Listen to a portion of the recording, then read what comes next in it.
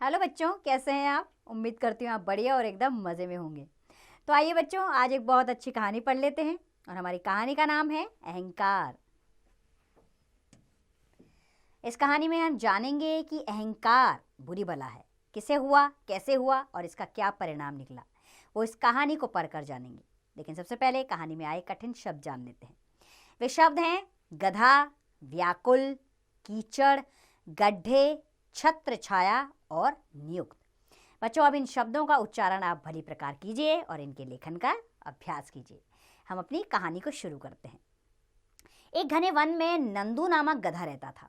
वह बहुत चतुर था। एक दिन वह भूख से व्याकुल होकर, व्याकुल यानी कि बेचैन होना, अर्थात उसको इतनी भूख लगी थी कि वो बहुत बेचैन हो गया और भोजन की तलाश में इधर उधर भटक रहा था। भटकते भटकते थक कर वह एक पेड़ के नीचे बैठ गया।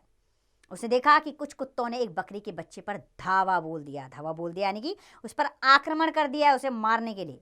भागते हुए वह बच्चा कीचड़ भरे गड्ढे में गिर गया। कुत्ते कुछ देर भौंक कर वहां से चले गए। आवाजें बंद होने पर वह बकरी का बच्चा गड्ढे से बाहर आया तो वह पहचान में नहीं आ रहा था। यह देखकर गधे के मन में एक विचार आया। उसने सोचा, यदि मैं भी अपना रंग बदल लूं तो मैं जंगल पे राज कर सकता हूं। यही विचार मन में लेकर नंदू पास ही एक रंगेज यानी रंगने वाली रंगेज के तालाब में जा घुसा। उस तालाब में नीला रंग घुला हुआ था। जब नंदू तालाब से बाहर निकला तो वह नीले रंग का हो गया। उसे देखकर जंगल के पशु उसे अजीब जीव मानकर उससे डरने लगे और उससे दूर भागने लगे। नंदू ने भयभीत पशुओं को अपने पास बुलाकर आश्वासन दिया। आश्वासन यानी कि दिलासा देना। उसने आश्वासन दिया और कहा, भगवान ने मुझे तुम लोगों का राजा बनाकर भेजा है, इसलिए तुम लोग भय छोड़कर मेरी छत्र छाया में सुखपूर्वक रहो। नंदू की बातें सुनकर सब पशुओं ने उसका अभिनंदन किया और उसे अपना राजा मान लिया। नंदू ने राजा बनते ही शेर, बाघ, चीते, सियार, गीदड़, लोमड़ी सभी को उच्च पद पर नियुक्त कर दिया। नंदू को राजा बनते ही बहुत अहंकार हो गया। अहंकार यानी कि घमंड होना, यानी कि वो बहुत घमंडी हो गया। अब उसे अपनी जाति गधों के साथ बात करने में भी शर्म महसूस होने लगी थी। इसलिए उसने अपनी जाति को प्रशासन में कोई भी महत्वपूर्ण पद नहीं दिया। अपनी ही जाति के राजा द्वारा अपनी उपेक्षा को अपमान समझकर गधों ने एक सभा का आयोजन किया। एक वृद्ध गधे ने सभी को संबोधित करते हुए कहा, भाइयों, इस नीले रंग के कारण कोई भी गधे को पहचान नहीं पा रहा है और सभी इसे राजा समझ रहे हैं और यह दुष्ट इस अहंकार और भ्रम में है। भ्रम यानी कि अपने को बड़ा समझना, अहंकारी हो जाना, कि कोई भी इसकी वास्तविकता नहीं जानता है और ना ही जान पाएगा।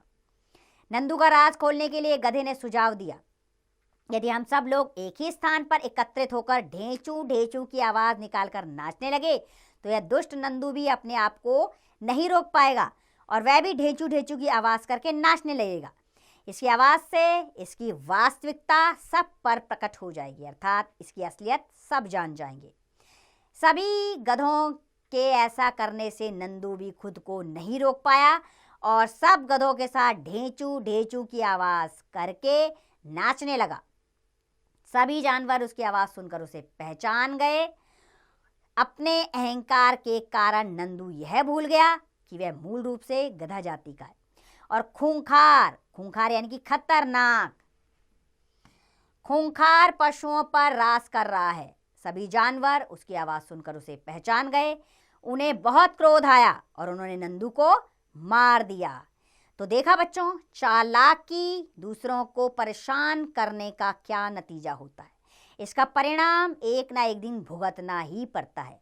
इसीलिए हमेशा सच्चाई की रास्ते पे चले ताकि आप सफल जीवन पा सकें। किसी को मूर्ख बनाने से हमारा अपना कोई फायदा नहीं होने वाला। सही राह पकड़ें, सही दिशा को अपनाएं और अपने उद्देश्य की प्राप्ति करें। यही सीख इस कहानी के अंदर छुपी हुई है। मुझे पूरी उम्मीद है कहानी आपको पसंद आई होगी। अब इसका अभ्यास कार्य आप स्वयं कीजिए।